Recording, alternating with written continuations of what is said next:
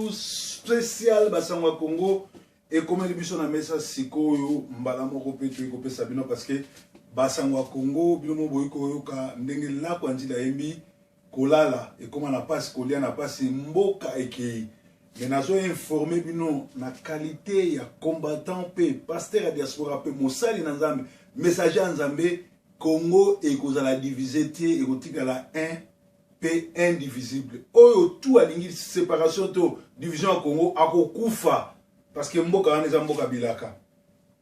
La déclaration de Kabila sur les élections en Ouganda est une insulte grave au peuple congolais et surtout Tshisekedi et sa bande de Jeval.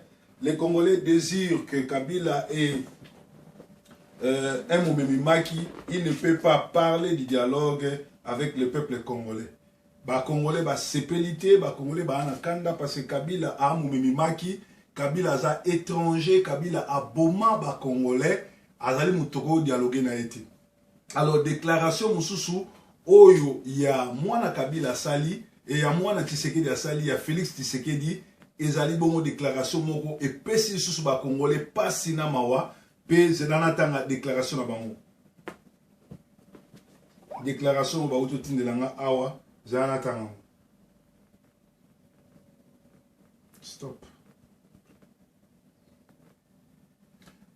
Enfin, Félix Tshilombo, mwana oyo Tshisekedi abotana angolaise ya Jezabel Martha, devient le protecteur de l'occupant Kabila, Kanambe, incroyable mais vrai, et l'ennemi number one des Congolais est toujours Congolais lui-même.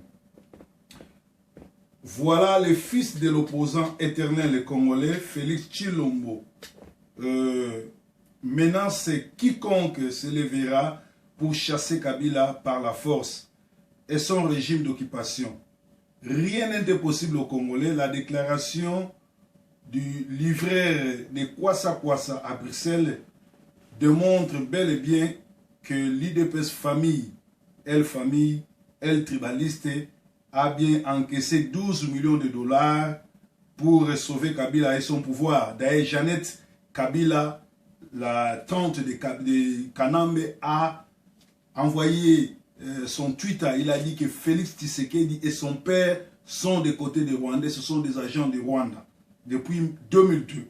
Donc, Kabila a eu le pouvoir par force. Il a tué Mouzé. Et c'est un sujet rwandais qui s'est infiltré dans notre armée. Il n'est pas venu, il a fait infiltrer ses frères rwandais Tutsi. Et voilà, depuis que ce monsieur est au pouvoir, il ne fait que voler, tuer et donner nos terres au Rwanda. Même nos minéraux au Rwanda. Donc, il est temps que ce monsieur parte. Kabila, son pouvoir, il a eu par force à travers un coup d'état militaire.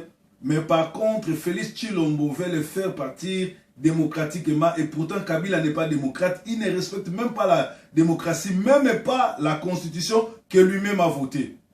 Donc Tshilombo veut le faire partir démocratiquement dans un pays comme le Congo où la démocratie n'existe que de nom car le pays est occupé par les hommes forts venus d'ailleurs et qui nous dirigent par défi. Ces gens-là nous dirigent par défi. 2006, les élections, Jean-Pierre Bemba gagne et il ne veut pas partir. 2011, Tshisekedi qui gagne, lui retire le pouvoir par force.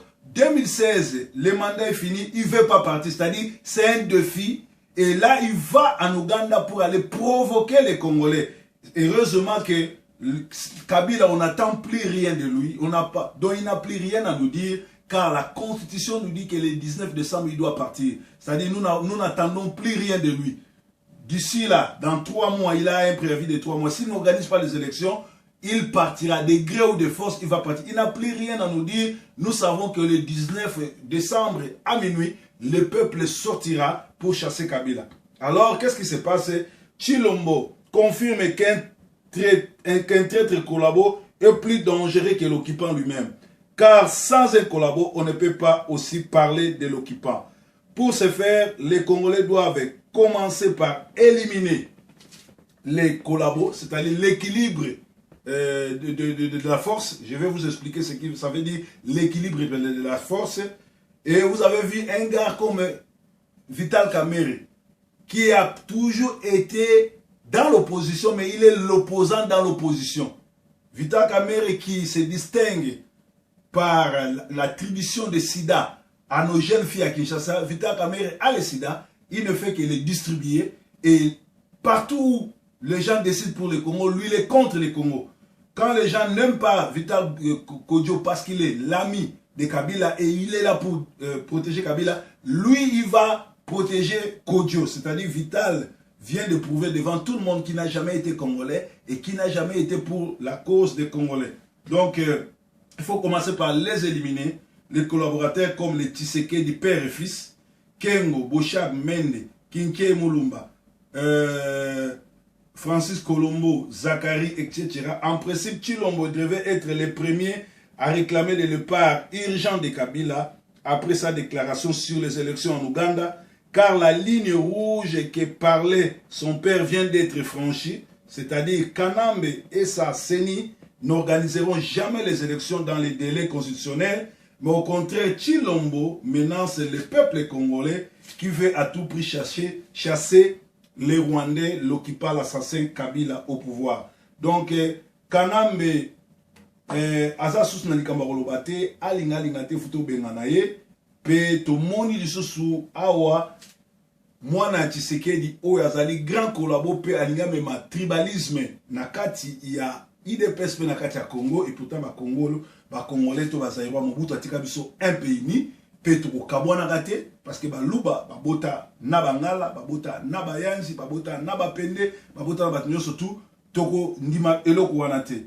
Yamwana Tolobi était déclaration, Yamwana Tshisekedi Tshilombo. Oyo mama nazali angolaise Jezabel tozali contre bangolaise te tolingi bangolais bakola na biso bandeko na biso bazombo tokola na bango mais tolingi bango ba zala côté na biso oyo nyonso akotelema na locomotive oyo ezoke no libérer Congo akokutana na biso face à face donc tolobi ndenge wana donc bana Congo to telema to la moka parce que binomo bomoni après le 31 et loko mo salamité Kabila Kanambe akei na Uganda ko seka Tshisekedi ko revese bango ke baliaki mbongo parce que baliaki mbongo pour ba soutenir ye mais tikali biso bana Congo to telema ndenge la kwanzila lobito la muka pombo kana biso ekendete en passant tozali bongo na breaking news basango mboka eloko etikali kaka yali congolais soulèvement populaire bana mboka to benga banoko to benga batata mwasi ba o bazana Kinshasa kuna Kabila aza congolais te Kabila a un objectif pour aboma ba Congolais pour azoma binkita na biso na mabele na biso apesa na ba Rwandais pe asa sali yango armée na biso etondi na ba Rwandais mboka na biso bazo bongisa te ba pesi ba passeport congolais na ba Rwandais ba ki kotanga na ba université ba ke na wapi ba ke na ba partout place ba ali oh ba Rwandais o ba boma ba Congolais bazali banda mais ba Congolais lokola ba Diomi lokola ba Christopher baza na prison na ba Filimbi pour kaka balobi Kabila a dégagé. Et ça clair, à ce diriger sur un défi et sengeli mwana mboka au telema to benganaye. Toza na bongo na Manchester, mbote mingi na Freddy Binda Sombele na Manchester. En tout cas, dans une colis tala kabakata colis ya viande au botindelinga à partir abattoir ko vivre kitoko na communauté za malamu.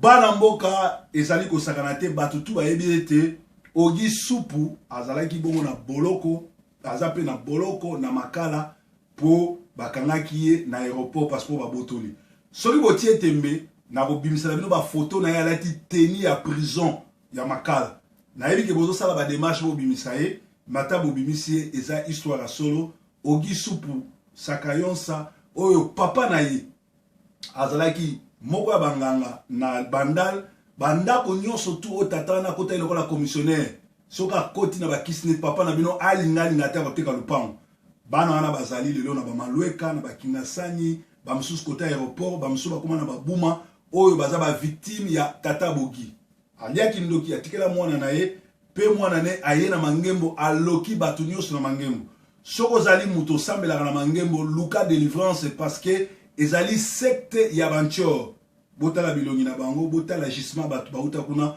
bokomona ke bazoni délivrance.